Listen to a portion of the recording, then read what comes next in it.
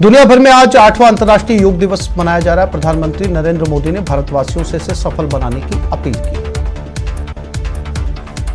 PM Modi ने अंतर्राष्ट्रीय योग दिवस पर मैसूर पैलेस में लोगों के बीच योगासन किया। पीएम मोदी ने योग की शुरुआत ताड़ासन, त्रिकोणासन, भद्रासन जैसे आसनों से की।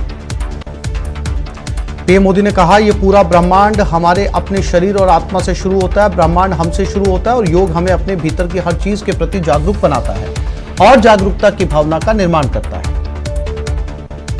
प्रधानमंत्री मोदी ने कहा, इस बार अंतर्राष्ट्रीय योग दिवस की थीम योगा फॉर ह्यूमन है। मैं इस थीम के जरिए योग के संदेश को पूरी मानवता तक पहुंचाने के लिए संयुक्त राष्ट्र का और सभी देशों का हृदय से धन्यवाद करता हूं। राष्ट्रपति रामनाथ कोविंद ने अंतर्राष्ट्रीय योग दिवस के अवसर पर राष्ट्रपति भवन में योग किया। उन्होंने कहा, योग प्राचीन भारतीय विरासत का एक हिस्सा है। ये मानवता के लिए भारत का उपहार, स्वास्थ्य और कल्याण के लिए एक समग्र दृष्टिकोण है। योग मन, शरीर और आत्मा को संतुलित करता है।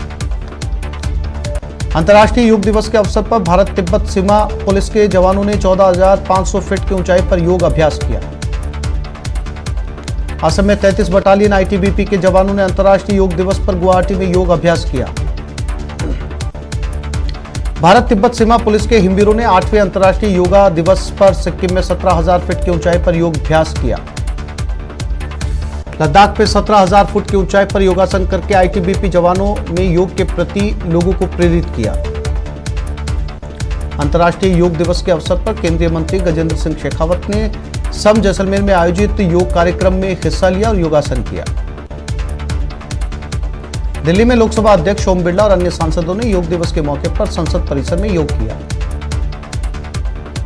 अंतर्राष्ट्रीय योग दिवस के मौके पर योग गुरु बाबा रामदेव ने हरिद्वार के पतंजलि योग पीठ में सैकड़ों लोगों को योगाभ्यास करवाया। योग पीठ में आयोजित कार्यक्रम में सैकड़ों की संख्या में बच्चे और महिलाएं शामिल हुए।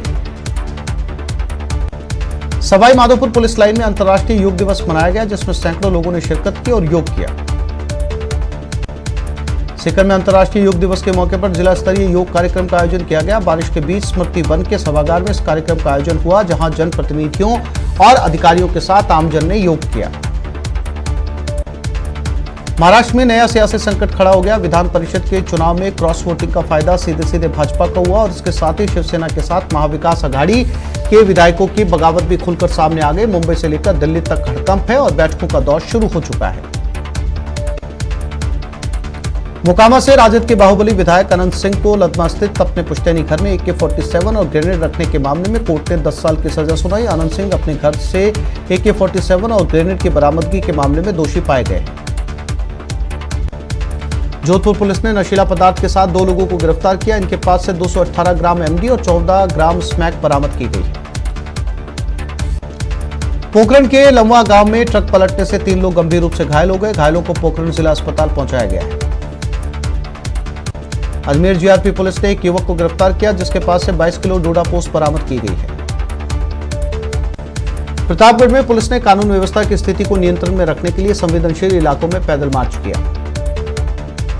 उदयपुर के सेलिब्रेशन मॉल के सामने सोमवार रात बाइक सवार 2 बदमाशों ने चैन स्नैचिंग की वारदात को अंजाम दिया। बदमाश राह चलती महिला के गले से सोने की चैन छीनकर फरार हो गए।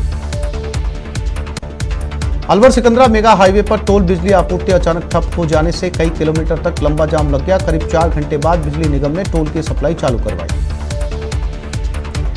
जोधपुर में 1 साल पहले पिस्टल दिखाकर लूटे मामले में पुलिस ने चौथे आरोपी को भी गिरफ्तार कर लिया। आरोपियों वारदात में शामिल सभी आरोपी इनामी थे। साल 2021 में बदमाशों ने एक ऑफिस में पिस्टल दिखाकर लाखों की लूट की थी। और दौसा से बड़ी खबर, यहां पर पीट कर हत्या